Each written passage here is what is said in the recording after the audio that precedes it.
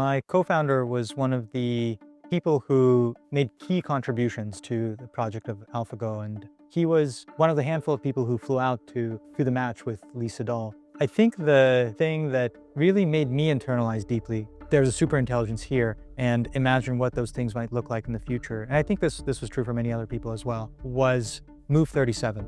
This was a famous move where AlphaGo, in its match against Lee Sedol, made a move that looked like a mistake initially. It looked like potentially a bug. Some members of the team thought that in the same way that language models hallucinate, like they'll sometimes make something up, that this was game agent basically making up a move that was incorrect. It seemed like Lee Sedol, or at least the commentators, thought that as well. A few moves later, maybe 10 moves or something like that later, it turned out that this was actually a brilliant move that was smarter than anything that any of the humans who were viewing the match could have imagined. It was so smart that everyone thought it was dumb. What that meant was that an AI system had discovered a strategy that was fundamentally more creative. And it made me think about, what will the world look like when you have Move 37s across every category of knowledge work? You know, a mathematician asks an AI to do a certain task for it and comes back to it with a Move 37. It comes back to it with a proof that the mathematician had never even considered that was correct. What I think will end up happening is that in the same way that we're feeling, some people are starting to feel the AGI now, where there are kind of semblances of sparks of intelligence. I think we'll start getting into this point in time in the not so distant future, probably in the next couple of years, where we're starting to feel the ASI, the artificial superintelligence, where Move 37s start popping up across different areas of knowledge work and doing things that basically expand our creativity, right? Because when Move 37 happened, it actually expanded our knowledge of the game of Go and what was possible. So it happened, and now there's this new strategy that people are aware. How do people who play chess or Go, how do they interact with AIs? They actually learn from them. They learn to get better from interacting with these AIs. And I think we'll start learning a lot from these systems in the coming years, and that's very exciting. I'm Misha. I'm the CEO and co-founder of Reflection. At Reflection, we are building superintelligence. The question is how?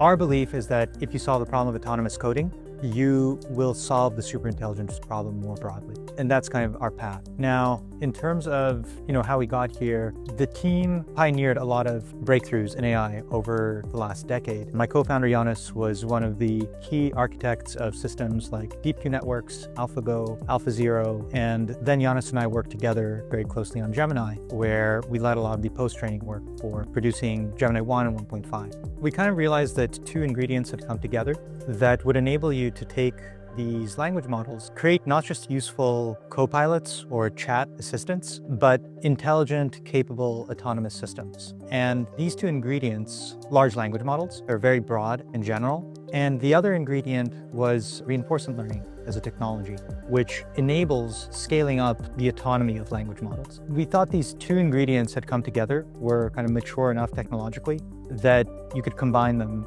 and produce something that would be a highly capable, super intelligent, autonomous system.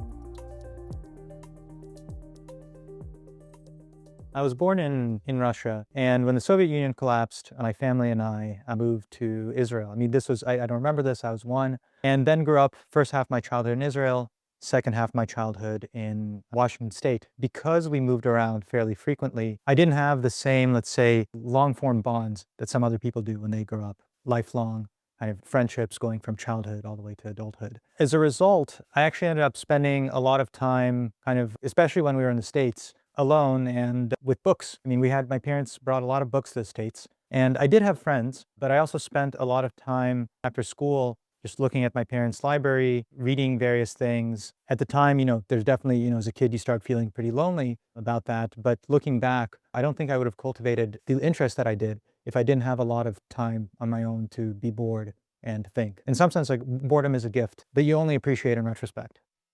I was interested in physics and in literature when I kind of had all this time on my hands, but ended up kind of hard committing to physics. And the reason was that when I read about kind of all the kind of most impactful science that had been done and the technology that it produced, I would look back at like technological artifacts that we have today and try to derive how those originated. And so an example is the computer, obviously incredibly impactful technology everyone uses today. And I was asking myself, well, how was that invented? And you can trace it back you can go much further back as well, but really there are some core components that were invented that enabled this, and one of them was a transistor. And a transistor was invented by a theoretical physicist named John Bardeen. Similarly, when you think of technologies like GPS and you trace back to what is the ingredient that enables those technologies to work, it turns out it's also physics. GPS relies heavily on Einstein's theory of special relativity. And so I wanted to work at that root node of the science that will enable everything else that comes after it. I wanted to work on the stuff that, if we look at the technology we have a few decades from now, and we trace back to what was the breakthrough that enabled that,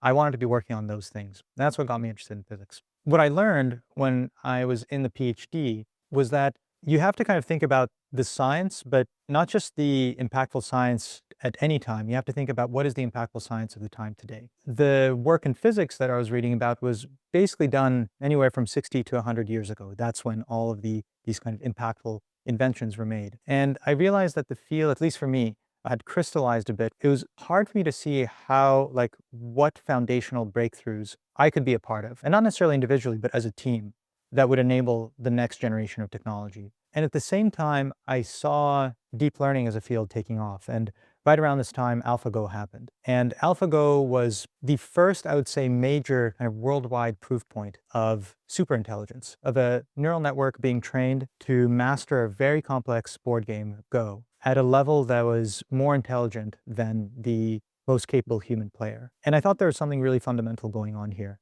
And I had to understand it effectively inside out. So I actually ended up dropping what I was doing and self-teaching AI for, it must have been 4 or 5 months, and made some progress there where I started doing some independent research that opened up some doors after that. But it was really the realization that AI, and particularly deep learning and reinforcement learning, were these kinds of building blocks of foundational ingredients of the science of our time that will lead to the most impactful technologies within the next few decades. Like there are a lot of similarities, I think, between entrepreneurship and research and science, but it is this kind of ability to look at a problem that looks really complex and messy and be able to reduce it down to some core set of principles that are actually guiding basically the direction of that problem. For research, it could be, the problem we're interested in, let's say, is autonomy. Like, we really care about getting these large language models to be capable and autonomous. And the question is, how do you do that? How do you train them to do this? There are all sorts of ways to pursue this question. You can go in many ways, but it turns out there are typically only 1 or 2 things that really move the needle in a very major way. This sort of framework that physics gives you for thinking about things allows you to, one, come in with that assumption, and rather than looking for hundreds of solutions, really try to find the most impactful ones, but then have some rigor in your thinking that allows you to reduce it to those base components. And I'd say that's true for all aspects of company building. There's the research part, there's a product part, there's a customer part, and typically in any one of the major buckets of company building, there's 1 or 2 fundamental problems, and everything else doesn't really matter. And the question is, how do you identify those 1 or 2 fundamental problems that will move the needle, that will solve your customers' problems, that will be packaged in the right way as a product, that will make it easy to use, that will yield the research breakthroughs that you're looking for? And I think physics is very helpful for thinking about these problems.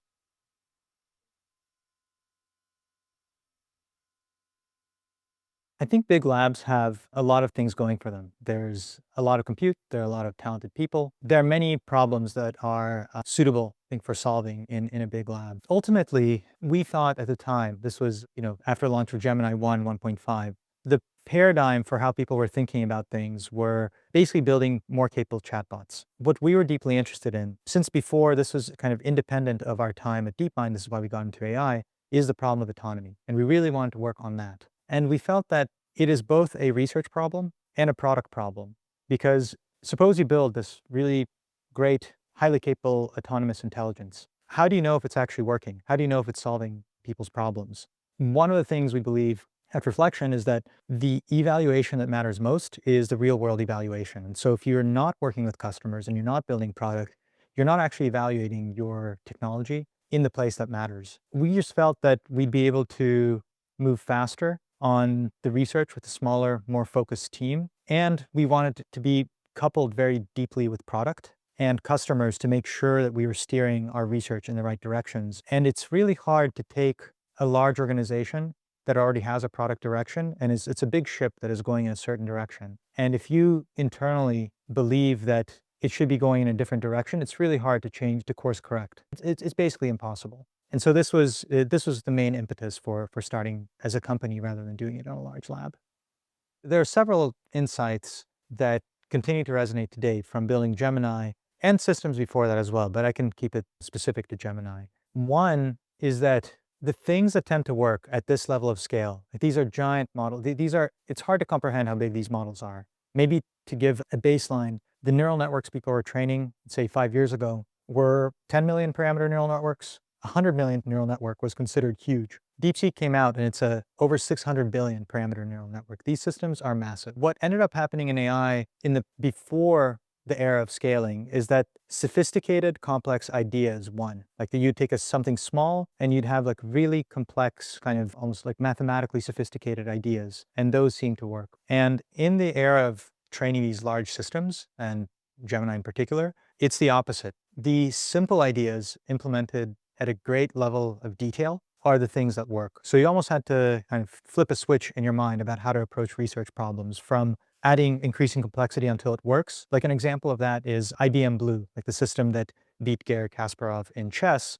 It was a very complex kind of basically tree-like structure, right? That elicited all possible moves in chess, then picked some of the best ones. The opposite is true for training these large language models. The objectives are very simple. Like predicting the next token or the next word is a very simple objective. The reinforcement learning algorithms tend to be pretty simple. My co-founder Giannis and I led a lot of the work in, it's called reinforcement learning from human feedback, or RLHF. And if you look at public kind of work on this, that how other large scale models were trained, like let's say Llama or DeepSeek, they're very simple algorithms. Like relative to what reinforcement learning researchers were thinking 5 years ago or a decade ago, these are very, very simple algorithms. And so maybe that's the thing that stuck with me, that doing simple things with a great deal of craft and attention to detail and building the right infrastructure to be able to support these large models and run them efficiently is probably the biggest takeaway. As you just heard from Misha, AI agents are freeing humans to focus on strategy, creativity, and real decision making. But here's the challenge for early stage founders. Where do I actually start? We suggest you to check out this AI adoption playbook from HubSpot for startups. This is the guide to systemically building real business value with AI without wasting time or money and hype. You'll understand how to start using AI without hiring a full tech team and automate repetitive work that's slowing your growth. It does this by providing a comprehensive 90-day roadmap that goes through the process week by week. We found the sections on every employee gets a chief of staff and the 4-layer agent architecture especially useful. The chief of staff idea shows how to start with personal AI tools before jumping into complex integrations, and the agent architecture clearly explains what separates successful AI systems from random experiments. This ebook was made by HubSpot for Startups, which is today's video sponsor. A big shout out to them for this free resource. Now, back to the video. There are some things that I have an unconventional maybe opinion on that maybe some other people might not think about. I won't speak for other people, but I do think that one of the premise that we deeply believe in reflection, how fundamentally important the coding problem is, and specifically autonomous coding, the ability for an AI system to autonomously code something on a computer and kind of go from task to something that's completed and give that to the user. I think it's a common way to think about such systems is that they're going to be useful for software engineers. That makes sense. Coding is what software engineers do. A point of view that I have, and it's not just myself, but our team at Reflection, is that coding is going to transcend software engineering. It's going to go much further beyond that and touch basically every other piece of work, category of work on a computer. And the reason for that is that when we think about how a language model is going to do work on a computer, we have to think about what is its embodiment? What is the natural way for a language model to interface with a computer? Effectively, what are its hands and legs? For people, we have really strong spatial priors that were evolved through millions of years of evolution. And so we have hands, we're dexterous, and we have really good kind of innate spatial reasoning. We're born with it. Language models don't have that. They were never evolved. They were trained on the internet. And so what's intuitive to us is not intuitive to them. Like they don't have the spatial reasoning that we do. But what's intuitive to them is coding. There's a lot of code on the internet, and the same way that we can very easily, almost trivially, without thinking about it, reason spatially about objects. Language models are that way with code. It's just intuitive to them. And so when we think about like, what is the way in which a language model interacts with any piece of software in the future? Likely not going to be by moving a mouse around like humans do and using the human UI. It's probably going to be through code. Most pieces of software we think will open up these language-friendly UIs or interfaces, and they're going to be mostly programmatic. A thing that we believe that maybe not deeply internalized yet, but it is definitely internalized by some, is that if you solve autonomous coding, you solve intelligence on a computer. And it transcends software engineering. I think as I started spending more time in AI, I think the ambition of what we'll be able to achieve, not me personally necessarily, but as a field, and this is something that personally drives me to be a part of, is that we are on the cusp of building a general superintelligence. Even a few years ago, this would have sounded like complete science fiction, but this is going to be the most impactful technology of our time. And it's hard to say, well, what the world will look like after it, but it's hard for me to imagine being part of anything more impactful or exciting from a scientific perspective. I think this is not necessarily even a nice to have. This is kind of a property of this that is pretty remarkable, is that it's not just research, it's not just science in a vacuum. These systems are really useful today. And you kind of co-develop, instead of having to wait 3 decades to see your science have the impact that you're looking for, you're kind of co-developing the science and the product together. That's what drives me. It's the mission of building superintelligence, because it is the impactful science of our time. And the luck, I would say, that we have it, that this research is useful today. My worldview on how humans interact with AIs as these systems become superintelligent and start impacting the labor market are coming from a position that this is not a zero-sum game. It's not like there's a fixed quantity of labor that either a human does or someone else does. Each time there's been a technological advance, it actually just increased the amount of things we could produce. With intelligence, that increase is the amount of ideas and theories and experiments and software that you can build. What I think the world looks like a few years from now, as these systems start becoming extremely capable, is that they kind of lift everything up, and we end up creating in almost every field of computer-based work, and then and in the future also physical work, we end up creating an order of magnitude more, or even more than that. You know, it's hard. I think it's at least an order of magnitude more than we're capable of creating today. What that means, though, is that today, in the same way that we collaborate with colleagues, like we have colleagues and we work with teams, and ambitious projects take big teams to, I mean, not big in the sense of thousands of people, but you need a cohesive team to accomplish something big together. I think in the future, it'll be that, take an example of an engineer. I think a software engineer will become more of a software architect. They have this AI workforce at their disposal. And the same thing will be true for other areas of knowledge work, where we kind of become architects that manage an AI workforce. The thing that will still be really important is asking the right questions. Because basically, if you have a really competent AI system, it will do more or less what you ask it to do. The challenge will be, how do you pick the right problems to work on? How do you pick the right questions? Which, by the way, that is the whole challenge today with starting a company or pursuing a career in research. The fundamental thing to ask is like, what is the right problem to solve? And then you also have to then execute it, right? So you have to put in a lot of work to execute it. And imagine in the future, most of the burden will be on asking the right questions and designing them projects and problems correctly. And the execution will be done by an AI workforce for you. I think that's roughly the paradigm that we're going into. I think on asking the right questions, maybe I mean it more in the concrete sense of like, suppose you have a job in creative pursuit and you want to do a good job at it, right? There's some uncertainty on it. Either you have to build a new product or figure out some research like breakthrough, or make a piece of art that actually resonates with people, right? I mean, there's one thing of like making art for yourself, but if you want to make art for, that will resonate with people, that's kind of another thing. So how do you know what to pick? How do you know you're going to be right? That's kind of what I mean around asking the right questions. So for example, like in the next year, there's going to be 1 or 2 breakthroughs in AI. Every year, there are basically 1 or 2 breakthroughs in AI. How do you discover one of them? Like, what questions should you be asking to discover one of them? It's really hard. I mean, kind of, we're talking about this earlier. I don't have an answer to it, but I guess I mean it in sort of that way. Kind of, if you suppose you had these like really super intelligent AIs, you just needed to point them in the right direction. What direction would you point them at? And how would you ask them the questions to elicit those behaviors? Like another concrete example I'll give is that during reinforcement learning, before language models, this was like AlphaGo days, it would take like billions of steps for every reinforcement learning training to get like an agent that was competent. And so people were looking at it and saying, wow, billions of steps, that's so long. How do we make it more efficient? That was the question people were asking. How do we go from billions to make it 10x more efficient? So now it's hundreds of millions, and 10x more efficient, so it's tens of millions. I was asking that question myself, and that was the wrong question to ask. You're kind of saying, like, the reason you wanted to make it more data efficient is because you wanted to get these general agents. And the way people thought about getting general agents is just make them really fast to train. And it turned out that the right question was to ask was basically to invent language models, because language models without any of this kind of reinforcement learning training became very general. If I would have thought about it that way, then I would have picked a different research question to work on. So, right, there are plenty of examples where I made the wrong, like even if it was locally the correct answer. I think there was a question on the list around one of my papers called Curl, which highly cited paper. It's like cited 1,000 times, and it was an impactful paper locally, so it got citations, but it asked fundamentally the wrong question, which is why it was cited 1,000 times and not 100,000 times. Like, the people who are asking the right questions write the papers that become the like first sentence in every other paper. Like the first sentence of every language model paper is, language models have become very powerful, cite GPT-4, you know?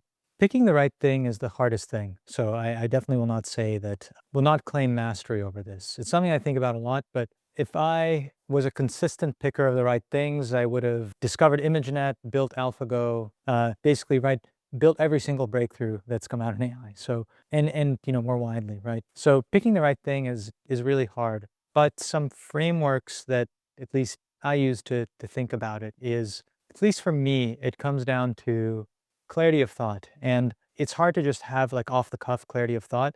You need to have some way of formalizing what it is that you're thinking. And at least, and for me personally, it's writing. Oftentimes when I try to express what it is that I'm trying to achieve, or like a method that I'm trying to kind of approach, I'll express it in writing. I'll write it down and then kind of almost in like short essay format and revise it. Because writing oftentimes exposes lack of clarity in thought. Like when you're writing, kind of every sentence should have meaning and should have a reason for being there. When you do a first pass on how you're thinking about a problem and you write it down, you realize how many holes there are in your thinking or unnecessary parts of your thinking. And you can kind of strip those out and iterate with yourself through a writing process. So for me, at least, this has come through writing. And maybe it's because I used to, as a kid, when I was really interested in both literature and physics, I spent some time writing short stories. I wouldn't say those are any good, but I'll say that the version of the short story that I had written after several iterations was way better than the initial version. Making the right decisions and asking the right questions is a very hard thing, but I think that writing is one thing, and then discussing with other people that you think are very smart and trust, but in a critical way, like in a way that you're not kind of looking for someone who will just support your idea, but you're looking for someone who will challenge, find the holes with you. So I think those are the two main ways, at least for me.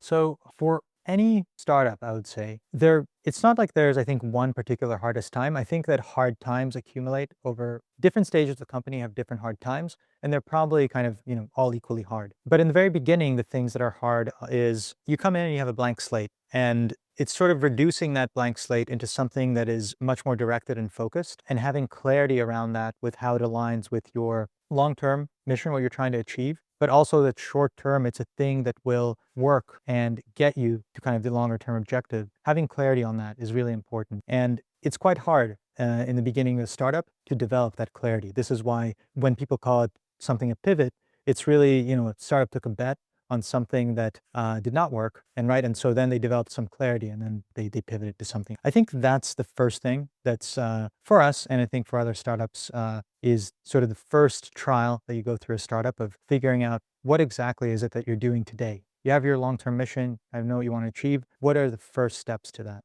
The second thing is, how do you get the best people in the world to work on this with you? I mean, there's a simple answer that's hard to execute, which is the best way to get the best people to work with you is by hiring the best people. And what I mean by this is that it's really hard to build out a stellar team if you don't already have stellar people. Given that there's so much uncertainty around startups, people who tend to be attracted to startups are ones that are interested in building something from scratch and kind of partaking in the growth and the upside of that. But why would they bet on you versus another company at a very early stage? Oftentimes it's, if you have an excellent team that you've assembled, even if it's a kernel of 5 really, really strong people. Good people beget good people. And so it's really important to make the first 3 hires, hire extremely caliber people who you have a great deal of trust with. And so I'd say that was a challenge. But once that was solved, sort of good people attracted good people, and it has these sort of compounding effects. In terms of motivation, I think it also comes down to sort of what's your long-term strategy and what's your short-term strategy. And are both of those things compelling? It's kind of almost like in AI, there's this idea of system 1 and system 2 thinking. System 2 being more high-level abstract planning, system 1 being kind of local reactive. And I think you need both of these components to build a company. The nice thing is that when you set a really ambitious mission that's exciting, I think building superintelligence is exciting to a lot of practitioners in AI. I mean, that's why I got into it. Like, I would join a company that was trying to solve superintelligence. Having a really ambitious mission helps attract really good people, but that's not enough. You have to have clarity on what is it that you're going to do today that will get you there, and how is your bet. It's not about the bet being different, but why is your bet right? Like, why do you think you're correct when others are wrong? Right? Because the alternative is to stay at a big lab that is also pursuing general intelligence and take, these labs have cast a bet and you can join a big lab and ride that bet out. So you have to have good reasons for why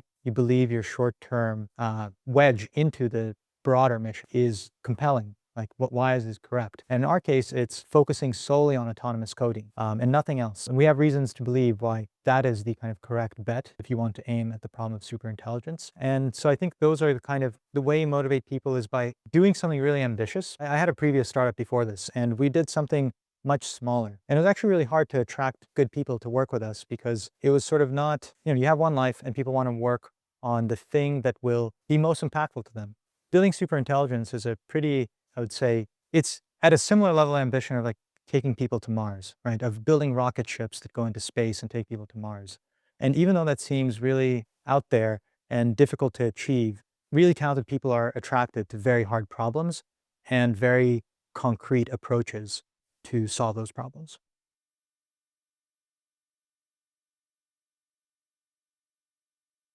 The way to deal with setbacks, I think, I mean, there are basically 2 main things. The first one is to deeply care what you're working on. It depends on what inspires you, but for us, right, it's the mission that we're going after and the approach. So we just deeply care, and I deeply care, and that's really motivating. You have to deeply care about the problem, and then you have to deeply care about the people who are working with you on the problem. I think with those 2 things that would otherwise feel like setbacks, I don't really feel that way. Maybe it's because researchers have operated that their whole careers in uncertainty. That's the whole game, is that you try to pick the right problem. There's a lot of uncertainty around it. There are a lot of setbacks, and you persist so long as the problem is really interesting to you and you feel like the approach that you're taking is fruitful.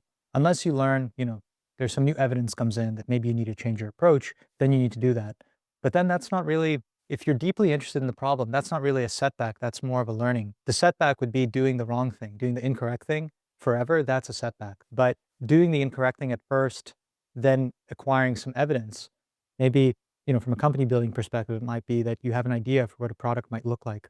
You show it to customers, and then it turns out that they find something else valuable in it that you didn't think about. Some people consider that a setback, but that's actually, you want to accelerate your time to that event. Like, if you don't feel like you have like these sorts of setbacks, and you're probably not making progress.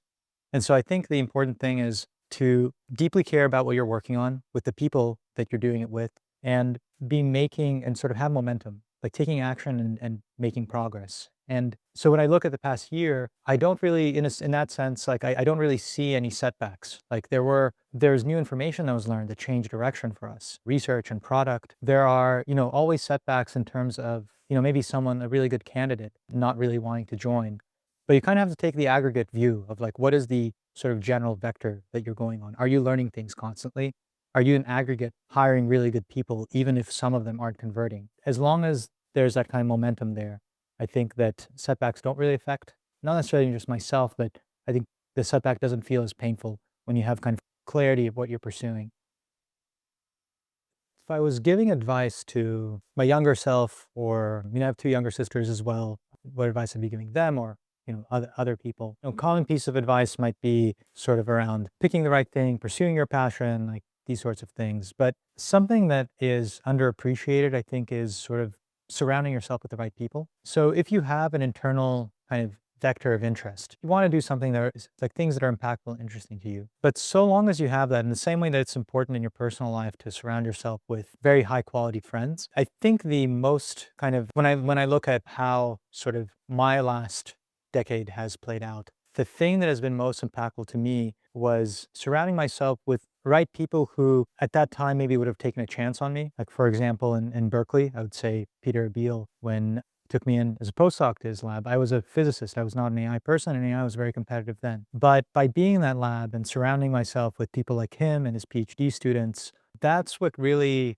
enabled me to learn quickly and develop my thinking. I think oftentimes a function of what you're able to achieve is really who are the people who you're spending your time with. Very talented, ambitious people are also generally quite open to, I think, giving back. Now, it's of course hard to get in front of them. And so it's not like, I think just sending a cold email is not enough. You have to really demonstrate that you really want something badly, and demonstrate it through not just words, but actions. In my case, it was I spent a few months and I went and did a I taught myself reinforcement learning. I did a research project. I had something clear to kind of concrete to bring to the table and get people's feedback on. But I think so long as you have that as like you're persistent, you're able to kind of show your desire to work on something through action and not words. That's a very rare thing for a person to do. People who have been successful in whatever industry that you might care about, I think will look positively on that. So there's a sort of, I think you can get into almost any door that you want